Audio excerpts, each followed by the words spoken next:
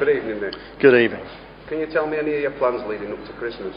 Yep, well, we're pretty nearly there now, really. This is the last major event that I've got on, which is a lecture. I'm going to be talking about man-made global warming and primarily who's behind it. It's very much in the news at present.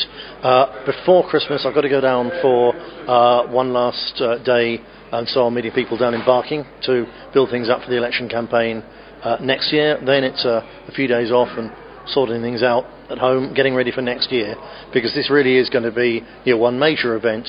My feeling now is we're highly likely to get an election at the end of February or the beginning of March rather than in May. I think that Brown will cut and run before the budget because the country's finances are such an incredible mess that if he leaves it any later, the Labour Party could do so badly they could be wiped out. So I think he'll cut and run by March. So we've literally got a few weeks of organising and then straight into a campaign. It's going to be mad, so I hope that everybody does what I do, have a few days off and come back raring to go right at the start of January.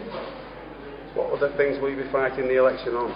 Well, as we've already made clear, we're going to be making a great deal of our opposition to the Afghan war because there's an enormous gap between the political elite and what they want and what the public want, and we're going to aim to fill that gap. But of course that's not going to be the only thing that we'll be talking about. We will certainly not let go in any way on our position as the people who've always talked and warned about the problems of mass immigration in general and Islam in particular. And we're not going to go soft or backpedaling on that. We're going to be going hammer and tongs on that. Although, of course, Europe takes a lesser role, the question of Europe and the European Union takes a lesser role in the public's mind in a general election. It's a very important thing for a section of the electorate who we aim to get. Of course, the people who aren't sure whether to vote British National Party or UKIP. So again, we'll be talking about Europe and the problems of our membership of the European Union so that we don't lose sight on that.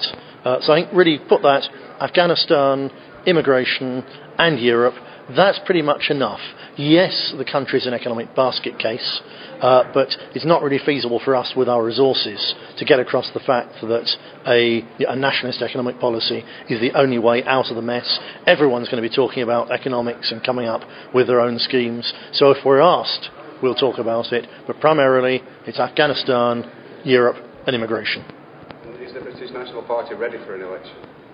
Not yet, no. Nobody's ready for an election yet.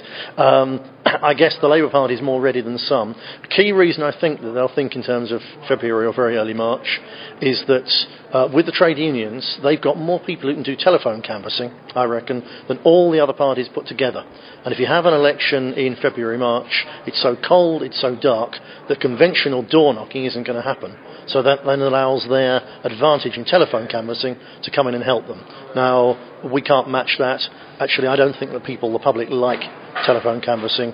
We excel by being there, knocking on doors, talking to people in their own homes, in their own communities, and we'll have to do that. But we're not ready for the election yet. Nobody is. But we're well advanced. The television broadcast is now well on the way already.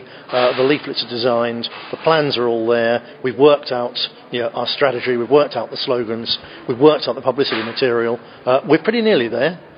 We've got some fundraising to do yet, but no, by the time it comes, we'll be ready.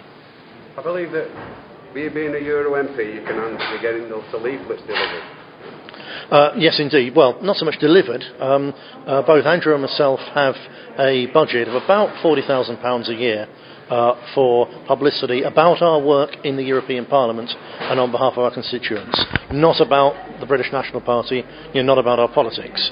But nevertheless, when people hear about what we're doing as British National Party MEPs, it has an effect.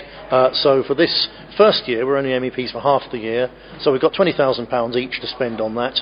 The leaflets are now printing a huge run of superb full-colour glossy A3s. Of course, they're there for use in Yorkshire and Humberside and in the North West constituency, but all the units there are going to be getting supplies of those immediately after Christmas, and I hope in fact I'm sure that everyone's going to hit the ground running with those in the new year, and certainly for that whole swathe of the north of the country, it's going to be the biggest output of really good quality material from about British National Party people and what we're doing in the European Union that's ever been seen. So that's going to give us a really good start to the election campaign in the north.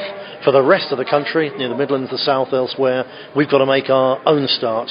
We're going to have some cracking publicity material out early in the new year. So as I say, everyone needs to take a bit of a breather, and have a good Christmas and a new year, and then straight back to work.